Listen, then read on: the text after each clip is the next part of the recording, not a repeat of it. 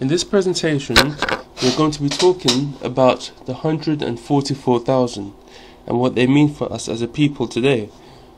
Now, there's many interpretations on who the 144,000 are. Some people believe that it's a symbolic number, some believe it's a literal number, some believe that these are literal Jews, some believe that these are the only people who will be saved.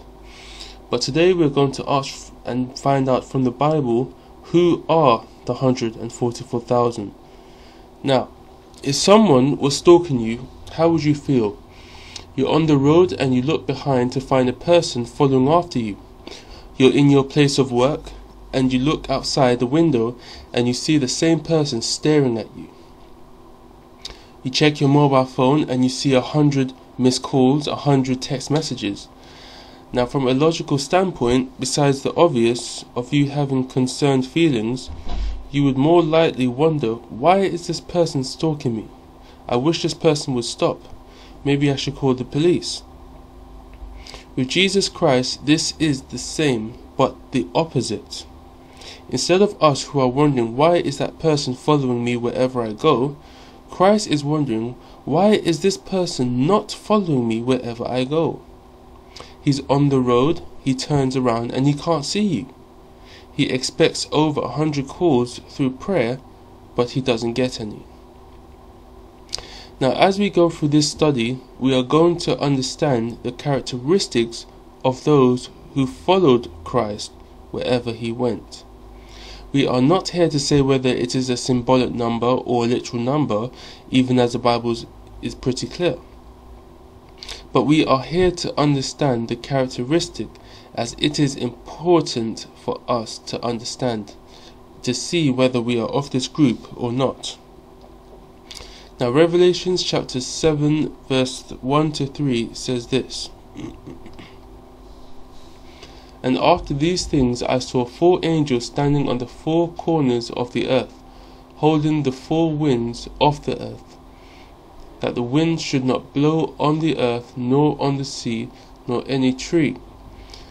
And I saw another angel ascending from the east, having the seal of the living God, and he cried with a loud voice to the 4 angels to whom it was given to hurt the earth and the sea, saying, Hurt not the earth, neither the sea, nor the trees, till we have sealed the servants of our God in their forehead.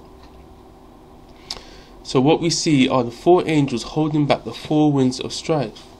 Now, when these angels loosen these winds, destruction will come upon this earth like we have never seen before. Now, we have seen such destructions like in Chile, in Haiti, in Turkey, in China, with these earthquakes that have just recently happened this year. But this is not even a pint size more to what's going to happen.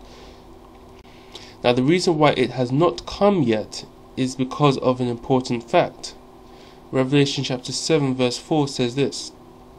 And I heard the number of them which were sealed, and there were sealed 144,000 of all the tribes of the children of Israel.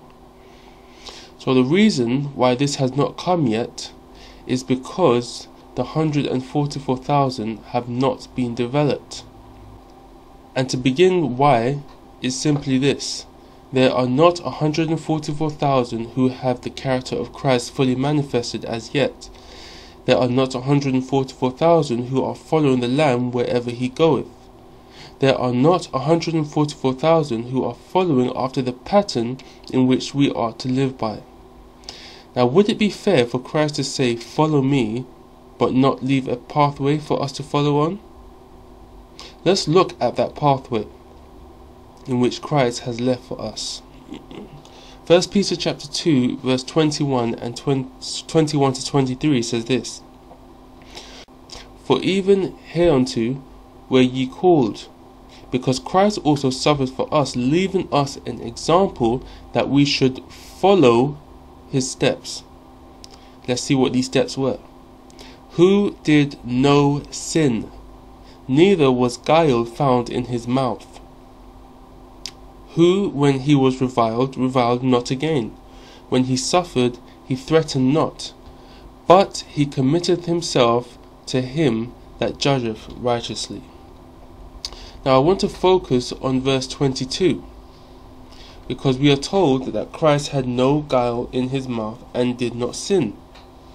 Now what are we told about the 144,000? Revelation chapter 14 verse 5 says, "And in their mouth was found" what? "No guile. For they are without fault before the throne of God." So we see that mark. They have no guile, and Christ in 1 Peter says he had no guile. Now let's look at the other identifying mark. Christ had no sin. So what is sin? Sin is breaking God's law. 1 John chapter 3 verse 4 says that. So if breaking God's law is the result of sin, then by default keeping God's law means you do not sin. Is this another example of the 144,000? Revelation chapter 14 verse 12 says this: "Here is the patience of the saints. Here are they that keep the commandments of God and the faith of Jesus." So now that we understand a sample of this foundation of the 144,000 having no guile in their mouth and not having any sin, we can even go further to identify that even throughout Christ's ministry we see clues here that there are in regards to the 144,000. John chapter 1 verse 45 to 47 reads as this: "Philip findeth Nathanael, and saith unto him, We found him, whom Moses in the law and the prophets did write, Jesus of Nazareth, the son of Joseph. And Nathanael said unto him, Can there any good thing come out of Nazareth? Philip said unto him, Come and see." Verse 47, "Jesus saw Nathanael coming to him, and saith to him, Behold, an Israelite indeed, in whom is no guile." Christ identifies that Nathanael had a characteristic of the 144,000. Now let's look at another identifying mark. John chapter 8 verse 8 to 11 reads as this: "And again he stooped down and wrote on the ground. And they which heard it, being convicted by their own conscience, went out one by one, being at the eldest even unto the last. And Jesus was left alone, and the woman standing in the midst.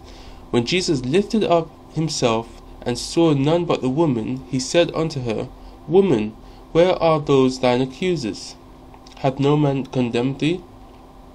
She said, No man, Lord. And Jesus said unto her, Neither do I condemn thee. Go, and sin no more." So by Christ teaching the adulterous woman to go and sin no more, he is in effect saying, be as the 144,000. Not only do we see Christ telling her to go and sin no more, but we see that she was not condemned. Now the only way you are not condemned is if you have not done anything wrong. So for Christ to not condemn her, she experienced justification by faith. So in Revelation chapter 14 verse 12, as read here, is the patience of the saints. Here are they that keep the commandments of God and have the faith of Jesus. Christ in effect is saying, keep my commandments and have the faith. Because to keep the commandments you must have faith. If you keep the commandments and have no faith, it is legalism. If you have faith and you do not keep the commandments, you are having such as what's known as dead faith. James chapter 2 elaborates further on this. So now what we are going to do is understand Revelation chapter 14 verse 1 to 5, because this identifies the characteristic of the 144,000, and we will then discern if we are living as if we are striving to be part of that number. So let's begin. Revelation chapter 14 verse 1 reads this: "And I looked, and lo, a Lamb stood on Mount Zion, and with him 144,000, having his Father's name written in their foreheads." So we are told that they have the Father's name written in their foreheads. Now in